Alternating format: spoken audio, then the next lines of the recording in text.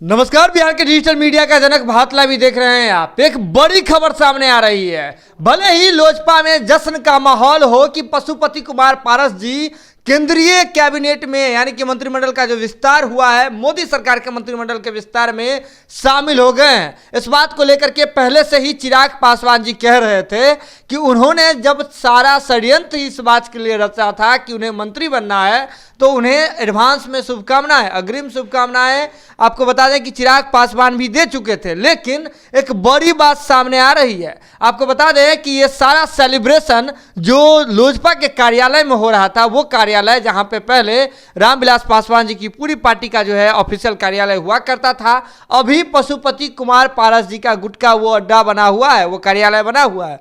तो वहां जश्न चल रहा था, रंग गुलाल उड़ाए जा रहे थे, ढोल बाजे बज रहे थे कि पशुपति कुमार पारस जी मंत्री बन गए हैं। लेकिन इसी बीच एक बड़ी बात सामने आ रही है कि पशुपति कुमार पारस जी इस्तीफा देंगे। जी हां, भारत लाइव की टीम एक बड़ी खबर सामने बता रही है, आपको बताने जा रही है कि पशुपति कुमार पारस जी इस्तीफा देने जा रहे हैं। किस बात से इस्तीफा, ये भारत लाइव की टीम भी नहीं कह रही है आपको। सीधे तौर पे समझिए, थोड़ा अपने यादों का पन्ना जो है उसे पलटिए। जब आप अतीत के किताब में जाएंगे तो सीधे तौर पे आपको वो याद आएगा कि जब पशुपति कुमार पारस जी पटना पहुंचे थे, पटना स्थित लोजपा का कार्यालय पहुंचे थे, हवाई मार्ग से पहुंचे थे। इसके बाद उन्होंने एक प्रेस कॉन्फ्रेंस किया था और प्रेस कॉन्फ्रेंस में ये प्रेस कॉन्फ्रेंस तब हुई थी जब सुरभान सिंह के आवास पर जो है एक मीटिंग आयोजित की गई थी, कार्य समिति की बैठक बुलाई गई थी और उस कार्यकारिणी की बैठक में उन्हें राष्ट्रीय अध्यक्ष चुन लिया गया था। जिसके बाद प्रेस कॉन्फ्रेंस में उन्होंने इस बात का दावा किया था कि एक व्यक्ति एक ही पद पर रहेगा,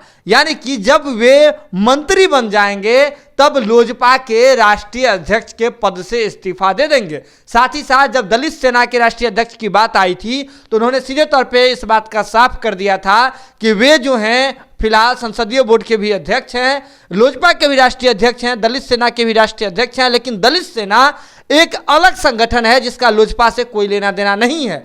तो ऐसे में लोजपा के राष्ट्रीय अध्यक्ष के पद से वे मंत्री बनते ही इस्तीफा दे देंगे। तो अब तो पशुपति कुमार पारस जी मंत्री बन गए हैं, तो अब लोग जो है इस बात का इंतजार कर रहे हैं कि कब पशुपति कुमार पारस जी स्वतः जो है आकर के लोजपा के राष्ट्रीय अध्यक्ष पद से इस्तीफा दे देंगे। वो राष्ट्रीय अध्यक्ष का पद जिसको लेकर के सुरभान सिंह के आवास पर लोजपा के कार्य समिति की जो है बैठक बुलाई गई थी और जिसमें आनन फानन में पशुपति कुमार पारस जी को निर्विरोध लोजपा का राष्ट्रीय अध्यक्ष चुना गया था। तो जुड़े रहे भारत लाइव के साथ, इस घड़ी की हमें भी इंतजार है, लेकिन ये बात कंफर्म है कि लोजपा के जो राष्ट्रीय अध्यक्ष हैं पशुपति कुमार पारस जी, वे लोजपा के राष्ट्रीय अध्यक्ष के पद पर अब नहीं बने रहेंगे, यानी कि लोजपा के राष्ट्रीय अध्यक्ष के पद से इस्तीफा देने जा रहे हैं। जुड़े रहे भारत लाइव के साथ, खबरों का सिलसिला लगातार जारी है। बहुत बहुत धन्यवाद।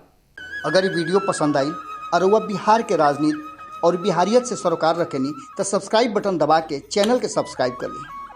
ओजे एगो घंटी बा, ओकरा बटन दबा देला से कुल सटीक और मारक खबर रुआ मुफ्त में मिल जाई। अगर रुआ पत्रकारिता के हमनी के नया प्रयोग में सहयोग कर चाहतानी तो ज्वाइन बटन दबा दी। पेटीएम नंबर नोट कर ली 9386816700। धन्यवाद।